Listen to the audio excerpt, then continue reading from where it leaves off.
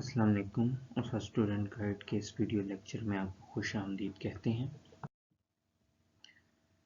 گزشتہ جو ہمارا لیکچر تھا اس میں ہم نے اپنا جو سبق ہے نعت اس کے ابتدائی اشعار کو سمجھنے کی کوشش کی تھی، اور جو دیگر اشعار رہ گئے ہیں باقی کے اشعار اس نعت کے اس نظم کے وہ ہم اس موجودہ لیکچر میں پڑھیں گے۔ تو پہلے 4 اشعار جو تھے ان کو ہم نے دیکھ لیا تھا۔ 5واں شعر ہے: تیری راہ میں خاک ہو جاؤں مر کر، یہی میری حرمت یہی آبرو ہے۔ اب اس شعر کے اگر الفاظ کی طرف دیکھیں تو ایک لفظ حرمت آیا ہے اور آبرو آیا ہے۔ حرمت لفظ حرم سے، احترام سے، حرام سے نکلا ہے، یعنی وہ چیز کہ جس میں کچھ پابندیاں ہوں۔ یہاں پر حرمت کا جو لفظ ہے وہ احترام کے معنوں میں لیا جا رہا ہے۔ آبرو بھی عزت کو کہتے ہیں، یعنی یہ میری پہچان ہے۔ مفہوم کو اگر ہم سمجھیں کہ میں تیری راہ میں تجھے حاصل کرتے ہوئے مر کر خاک ہو جانا چاہتا ہوں، یہی بات میرے لیے قابل عزت ہے۔ تو اب ہم نظم کو دیکھیں اور اس کے مزاج کے مطابق اس شعر کی تشریح کرنے کی کوشش کریں تو نعت ہے، چونکہ واضح ہوتا ہے کہ شاعر پیغمبر خدا حضرت محمد مصطفیٰ صلی اللہ علیہ وآلہ وسلم سے مخاطب ہے، ان کی شان بیان کرتے ہوئے یہ کہہ رہا ہے کہ اے رسول خدا، میں آپ کی راہ میں آپ کو حاصل کرنے کے لیے اور آپ کو حاصل کرتے کرتے مر جانا چاہتا ہوں۔ مطلب مرنا نہیں ہے، بلکہ مرنے کے بعد بھی انسانی جسم جو ہے وہ سلامت رہتا ہے، بلکہ خاک ہو جانا چاہتا ہوں، چورا چورا ریزہ ریزہ ہو جانا چاہتا ہوں۔ یعنی مجھے کوئی آسان موت نہیں، بلکہ اگر آپ کو حاصل کرنے کے لیے شدید ترین اور تکالیف سے بھری ہوئی موت بھی ملے تو وہ بھی مجھے شہد کی طرح لگے گی، اور یہی میری حرمت یہی آبرو ہے۔ میرے لیے اس سے بڑھ کر اعزاز کی، فخر کی، عزت کی بات کیا ہوگی کہ میں آپ کا عاشق بن کر اس دنیا سے رخصت ہوں، اور اگلے جہان کے لیے میرے پاس لے جانے کے لیے بہت کچھ ہو۔ صرف اگلے جہان میں ہی نہیں، بلکہ اس دنیا میں بھی پھر عاشق رسول صلی اللہ علیہ وآلہ وسلم کے تحت یاد رکھا جائے گا اس شخص کو۔ تو یہ شاعر کا محبت کرنے کا رسول اللہ صلی اللہ علیہ وآلہ وسلم کی عقیدت کے اظہار کا ایک طریقہ ہے کہ وہ یہ کہہ رہے ہیں کہ یا رسول خدا، میں آپ کی راہ میں آپ کو حاصل کرنے کے لیے آپ کے احکامات پر چلتے ہوئے قربان ہو جانا چاہتا ہوں کہ میرا سب کچھ لٹ جائے، میں ریزہ ریزہ ہو جاؤں، میں خاک بن جاؤں۔ خاک سے مراد میں راکھ بن جاؤں، کہ میرے جسم کا ایک ایک حصہ جو ہے وہ اگر توڑ بھی دیا جائے تب بھی وہ یہی محسوس ہو کہ آپ کو حاصل کرنے کے لیے آپ کے احکامات کی پیروی کرتے ہوئے جو ہے میں قربان ہوا ہوں، میں نے جان دی ہے۔ یہی میرے لیے اور میری ہر چیز کے لیے قابل فخر ہے، اور عزت میری اسی سے بنے گی۔ دولت سے میری کوئی عزت نہیں بنے گی، دنیا سے میری کوئی عزت نہیں بنے گی، مقام اور مرتبے سے کوئی عزت نہیں بنے گی۔ میرے لیے حقیقی عزت، میرے مقام کا تعین اسی سے ہوگا کہ میں کیا ہوں۔ اگلا شعر ہے: یہاں ہے ظہور اور وہاں نور تیرا، مقام بھی تو لامکاں میں بھی تو ہے۔ ظہور کا لفظ ظاہر ہونے کے لیے ہے کہ یہاں پر اس جہان میں آپ کا ظہور ہوا اور وہاں آپ کا نور ہے، یعنی دوسرے جہان میں آپ مکان میں بھی ہیں، لامکان میں بھی ہیں۔ مکان سے مراد ہم فی الحال اس زمین کو لیتے ہیں، اس جہان کو، کہ اس جہان میں بھی آپ ہی ہیں اور اس جہان میں بھی آپ ہی ہیں۔ اب اگر اس کی تشریح کریں تو اس کے کئی ایک پہلو نکلتے ہیں، کئی جہتیں نکلتی ہیں کہ مکان اور لامکان کیا ہے۔ عموماً اس دنیا کے لیے، اس موجودہ دنیا کے لیے مکان کا لفظ استعمال کیا جاتا ہے، مکان کا اصطلاح میں، یعنی حاضری اور ظاہری دنیا کے لیے ہم مکان کا لفظ استعمال کرتے ہیں، اور لامکان سے یعنی وہ جگہ کہ جو کوئی مقام نہیں ہے، کوئی خاص ٹھوس قسم کی جگہ نہیں ہے، لامکان سے مراد ہماری دوسرا جہان ہے، یعنی اس ظاہری اور حاضری دنیا سے ہٹ کے وہ مقام، وہ عالم کہ جہاں پہ فرشتے ہیں، جہاں پر جنت ہے، دوزخ ہے، جہاں پر خدا کی ذات ہے، تو ان جگہوں کو، اس جگہ کو ہم لامکان کہتے ہیں، یعنی دونوں جہان۔ اس نظریے کے تحت اگر تشریح کرنے کی کوشش کریں، سمجھنے کی کوشش کریں، تو ہم یہ بات کہیں گے کہ شاعر یہ کہہ رہے ہیں کہ رسول خدا کا اس جہان میں ظہور ہوا، ظاہری طور پر مجسم شکل میں جسم لے کر وہ اس جہان میں آئے، اور جو دوسرا جہان تھا وہاں پر ان کا نور جگمگایا، تو وہ صرف اس جہان کے باشندے نہیں بلکہ وہ دونوں جہانوں کے باشندے تھے۔ رسول اللہ کی حدیث ہے کہ میں اس وقت بھی نبی تھا، یعنی اس وقت بھی رسول اللہ کا نور پیدا ہو چکا تھا کہ جب حضرت آدم علیہ السلام پانی اور مٹی کی درمیانی کیفیت میں تھے، پانی اور مٹی کی کیفیت میں تھے، پتلے نہیں بنائے گئے تھے۔ تو رسول اللہ کی تخلیق سب سے پہلے ہوئی، جیسے کہ ہمارا عقیدہ ہے کہ اللہ نے اپنے نور سے اگر سب سے پہلے کوئی چیز بنائی تو وہ رسول اللہ صلی اللہ علیہ وسلم کا نور تھا، یعنی رسول اللہ سب سے پہلے تخلیق کیے گئے، تو سب سے پہلے ان کا نور موجود تھا۔ تو صرف اسی دنیا میں وہ نہیں آئے بلکہ وہ دوسری دنیا میں، ابدی دنیا میں جو ہمیشہ رہی ہے، ازلی اور ابدی دنیا میں جو کہ ہمیشہ سے رہی ہے اور ہمیشہ رہے گی، وہاں پر بھی وہ موجود ہیں۔ ایک تو یہ پہلو ہو گیا کہ یہاں انہوں نے ظہور کیا اور وہاں ان کا نور زندہ رہا ہمیشہ۔ اب ایک اور واقعہ لے جاتے ہیں شب معراج کی طرف، اس کو ہم تلمیح بنا لیتے ہیں کہ اس دور میں، یعنی جب واقعہ معراج ہوا تو رسول اللہ اس دنیا میں بھی موجود تھے ظاہری طور پر، اور اسی وقت رسول اللہ نے تمام عالموں کی، عالم سے مراد یہاں جہان ہے، عالم زبر کے ساتھ نہ کہ عالم، تمام عالم جو تھے ان کی سیر کی، اور یہاں پر بھی وہ موجود رہے، وہاں پر بھی وہ موجود رہے۔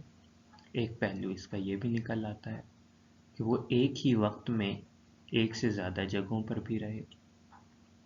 ایک اور تشریح کریں تو اس میں ہم یہ کہہ سکتے ہیں اور یہ بات بیان کریں گے کہ اکثر شعراء جو ہیں وہ اپنے دل کو بھی ایک دنیا کا درجہ دیتے ہیں، تو اس نسبت سے اگر ہم بات کریں تو ہم یہ کہہ سکتے ہیں کہ شاعر یہ کہہ رہے ہیں کہ رسول صلی اللہ علیہ وسلم کا جو ظہور ہے وہ صرف اور صرف جو ان کا گھر ہے وہ صرف اور صرف یہ دنیا یا یہ عالم یا دوسرا جہان نہیں ہے، بلکہ وہ اس ناچیز کے دل میں بھی رہتے ہیں، ان کا خیال اس دل میں بھی آتا ہے. تو یہاں ان کا نور ہے، ان کی محبت ہے.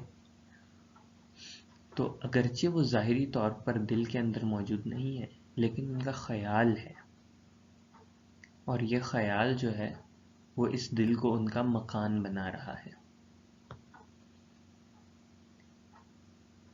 تو ایک پہلو اس کا یہ بھی نکل آتا ہے. ان تمام باتوں کو اگر دیکھیں مجموعی طور پر، تو یہ بات کہی جا رہی ہے کہ رسول اللہ صرف ایک جگہ پر نہیں ہے، ٹھیک ہے، ہر جگہ ان کی موجودگی ہے.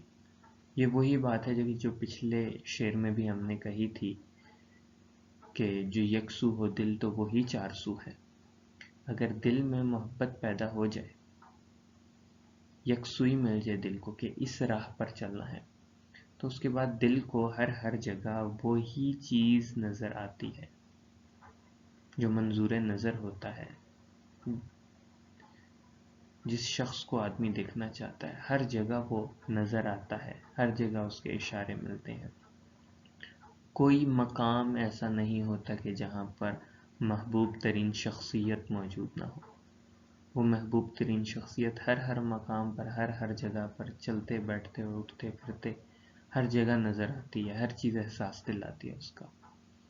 تو یہاں پر شاعر یہ کہنا چاہ رہے ہیں کہ رسول اللہ صرف یہاں پر موجود نہیں ہے اس ظاہری دنیا میں، بلکہ جو دنیا ظاہری نہیں ہے وہاں پر بھی ان کی موجودگی ہے.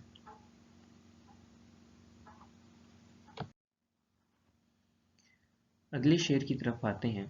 اس نظم کا آخری شعر ہے: جو بے داغ لالا جو بے خار گل ہے، وہ تو ہے، وہ تو ہے، وہ تو ہے، وہ تو ہے. اب یہ خوبصورتی کا ایک الگ انداز میں بیان ہے. لالا پھول ہوتا ہے، سفید اور لال. ایسا لگتا ہے کہ سفید پھول ہے اور اس کے اوپر لال دھبے پڑے ہیں. اکثر لوگ یوں تشبیہ دیتے ہیں کہ سفید لباس میں کوئی شخص کھڑا ہے اور اس کے جسم پر، اس کے سفید لباس پر خون کے دھبے ہیں. لیکن اس کے باوجود گلے لالا جو ہے، لالا کا پھول، وہ داغ، وہ دھبے برائی نہیں سمجھے جاتے بلکہ اس کی خوبصورتی سمجھے جاتے ہیں کہ سفید پھول کے اوپر سرخ دھبے بہت ہی دلکش لگتے ہیں. تو لالا جو ہے وہ اکثر خوبصورتی کے لیے استعمال ہوتا ہے. گل پھول کو کہتے ہیں، بے خار، خار کانٹے کو کہتے ہیں، اور بے بغیر. اب کانٹے کے بغیر کوئی پھول نہیں ہوتا. پھول جتنا خوبصورت ہوتا ہے بدقسمتی سے اتنے ہی کانٹے اس کے ساتھ ہوتے ہیں. جتنے خوشبودار پھول ہوتے ہیں اتنے کانٹے اس کے ساتھ ہوتے ہیں. تو وہ کانٹے دراصل پھول کی حفاظت کر رہے ہوتے ہیں اور کسی کو اس کے پاس نہیں آنے دیتے. تو شاعر یہاں پر رسول صلی اللہ علیہ وسلم کی ذات کی تعریف اس طرح سے بیان کر رہے ہیں کہ رسول صلی اللہ علیہ وسلم اگر لالا کے پھول ہیں، گلے لالا ہیں، وہ سفید خوبصورت گلے لالا، تو ان کے اوپر کوئی داغ نہیں ہے، ان کے اندر کوئی عیب نہیں ہے. اور اگر وہ پھول ہیں، خوشبودار پھول، تو وہ ایسے پھول ہیں کہ ان کے پاس کوئی کانٹا بھی نہیں، یعنی وہ ہر لحاظ سے مکمل ہے. وہ حسن کے لحاظ سے مکمل ہیں، وہ خوبصورتی کے لحاظ سے مکمل ہیں، وہ خوشبو کے لحاظ سے مکمل ہیں، وہ سیرت کے لحاظ سے مکمل ہیں، وہ کردار کے لحاظ سے مکمل ہیں. ہر لحاظ سے ایک انسان کو جیسا ہونا چاہیے وہ ویسے ہیں. تو رسول صلی اللہ علیہ وسلم کی ذات میں کوئی عیب نہیں ہے، اور اس بات میں کوئی شک نہیں ہے کہ بہترین انسان، انسان کامل، مکمل انسان، سپر ہیومن وہ ذات رسول اللہ صلی اللہ علیہ وسلم کی ہیں جس کے بارے میں قرآن نے بھی یہ کہا ہے کہ اللہ تعالیٰ کا کہنا ہے قرآن میں کہ رسول صلی اللہ علیہ وسلم کی زندگی انسانوں کے لیے بہترین نمونہ ہے. رسول صلی اللہ علیہ وسلم کی زندگی سے، ان کی ذات سے ہٹ کر کوئی اور مثال، کوئی اور نمونہ انسان کو نہیں دیا جا سکتا، نہیں دکھایا جا سکتا کہ اس طرح کا بنو. ان سے بہتر اور کوئی نہیں ہے. اور یہ بات اللہ تعالیٰ نے قرآن میں کہی ہے کہ رسول صلی اللہ علیہ وسلم کی زندگی بہترین سیرت ہے. یعنی اگر کسی کی طرح بننا چاہتے ہو، کسی کی نقل کرنا چاہتے ہو، کسی کو کاپی کرنا چاہتے ہو، تو وہ رسول صلی اللہ علیہ وسلم ہے، ان کی ذات ہے، ان کی زندگی ہے. تو گویا یہ بات بھی طے ہے کہ آدمی نے جب کسی چیز کی نقل کرنی ہوتی ہے تو وہ بہترین چیز کو کاپی کرتا ہے، بہترین چیز کی نقل کرتا ہے، بہترین چیز کی طرح بننے کی کوشش کرتا ہے. تو وہ ذات کی جس میں کوئی عیب نہیں ہے، انسانوں کے لیے وہ نمونہ رسول اللہ صلی اللہ علیہ وآلہ وسلم ہے. اب اس کے علاوہ اگر ہم مزید وضاحت کریں، دنیا کے دیگر لوگ جو ہیں، کیا صرف مسلمانوں کے لیے ہی وہ بہترین نمونہ ہے؟ نہیں، ایسا ہرگز نہیں. سیاسی اعتبار سے دیکھیں تو غیر مسلم بھی ان کی تعریف کرتے ہیں کہ انہوں نے کس طرح سے سب کو اکٹھا کیا. پھر اس کے علاوہ جنگی اعتبار سے بھی ان کو دیکھا جاتا ہے کہ وہ بہترین جنرل رہے، بہترین کمانڈر رہے، حکمت عملی بہترین کرتے تھے. تجارت کے حوالے سے دیکھیں، ان کو نقصان نہیں ہوا. تو ہر طرح سے لوگ ان کو دیکھتے ہیں، ان کی پیروی کرتے ہیں. تو یہاں شاعر یہ بات کہنا چاہ رہے ہیں کہ وہ ذات کے جو بہترین ہے، جس میں کوئی عیب نہیں ہے، جو اکمل ہے، کامل ہے، کہ جس کی مثال، جس کے بارے میں اللہ تعالیٰ نے کہا ہے کہ اس جیسا بنو، وہ ذات حضرت محمد مصطفیٰ صلی اللہ علیہ وآلہ وسلم کی ہے. تو یوں شاعر اپنی عقیدت، اپنی محبت کا اظہار کر رہا ہے. اور بار بار جو تکرار ہے، وہ تو ہے، وہ تو ہے، وہ تو ہے، وہ تو ہے، یعنی تیرے علاوہ، تیری ذات کے علاوہ، یا نبی آپ کی ذات کے علاوہ کوئی نہیں ہے، کوئی نہیں ہے، کوئی نہیں ہے، کوئی نہیں. یہ بات جتنی زیادہ مرتبہ کہی جا رہی ہے، اتنی اس میں شدت آ رہی ہے. تو یہ شعر اس طرح سے بھی خوبصورت ہے کہ بار بار کہا جا رہا ہے کہ وہ تو ہے، وہ صرف اور صرف تو ہے، صرف تو ہے، اور تیرے علاوہ کوئی نہیں ہے. جتنی بار تکرار ہو رہی ہے، جتنی بار دہرائی جا رہی ہے یہ بات، اتنی ہی شدت آتی جا رہی ہے اس میں. اور ایک اثبات مل رہا ہے، ایک ثبوت مل رہا ہے، ایک مہر مل رہی ہے، ایک سند مل رہی ہے، ایک سرٹیفکیٹ مل رہا ہے کہ تیرے علاوہ، یا رسول اللہ صلی اللہ علیہ وسلم کی ذات کے علاوہ اور کوئی ذات نہیں ہے جو اس مقام مرتبے پر پہنچ سکے. تو یہ تھی ہماری نظم نعت. اور نعت کے ہم نے تمام اشعار پڑھے، ان کو سمجھنے کی کوشش کی. بنیادی طور پر بات یہ ہے کہ نعت وہ نظم ہوتی ہے کہ جس میں شاعر حضرت محمد مصطفیٰ صلی اللہ علیہ وآلہ وسلم کی حمد و ثنا بیان کرے، ان کی تعریف کرے، ان کی شان بیان کرے، اور ان کو محبوب کے طور پر پیش کیا جاتا ہے، کبھی اپنا محبوب، کبھی خدا کا محبوب، اور ان کے اوصاف بتائے جاتے ہیں، ان کی تعریفیں کی جاتی ہیں، ان کی شان بتائی جاتی ہے.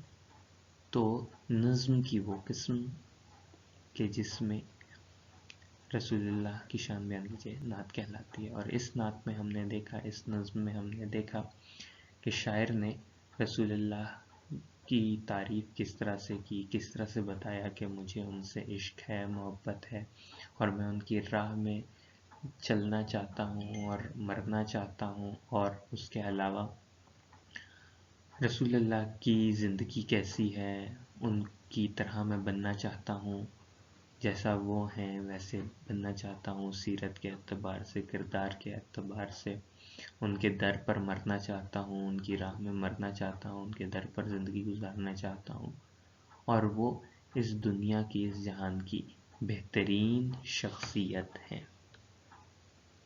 اگلے لیکچر میں پھر آپ کو اگلے پیغامات دیں گے، اگلا سبق پڑھیں گے۔ فی امان اللہ۔